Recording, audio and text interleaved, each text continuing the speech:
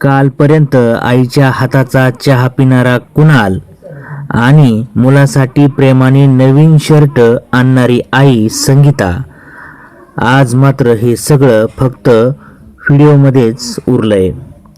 खवड्या डोंगराच्या त्या घटनेनंतर या मायलेकाचे जुने व्हिडिओ पाहून अक्षरशः काळीज पिळी उठून निघतंय.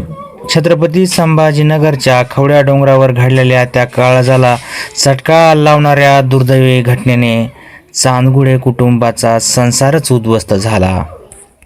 एक दिवशी कुणालनं घरी एक कुत्रा आणला. मग त्या कुत्र्याचं नाव काय ठेवायचं म्हणून किमान 1 महिना तरी या 2 मायलेकरामध्ये चर्चा व्हायची. मग कुणालनंच त्याचं नाव आपण शेरू ठेवू असं म्हटलं आणि या शेरूवर, या कुत्र्यावर, शेरूवर त्यांनी जीवापाड प्रेम केले. परंतु दुर्दैवाने हा कुत्रा आज एकटाच राहिला आहे आणि मालकाची वाट पाहत आहे. भावांनो, हा व्हिडिओ पाहिल्यावर त्या माऊलीसाठी, त्या आईसाठी मुलगा किती खास होता हे या छोट्या छोट्या गोष्टीमधून जाणवतं.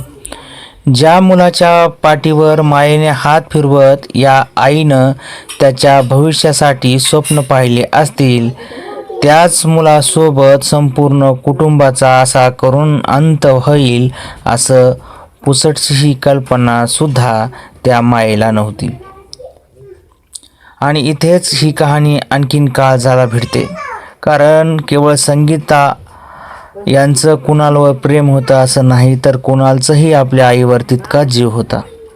हे जुन्या व्हिडिओमधून या मायलेकराचं नातं अगदी सहजपणे दिसून येतं. मित्रांनो, तुम्हाला या घटनेविषयी काय वाटतं कमेंटमध्ये नक्की व्यक्त व्हा.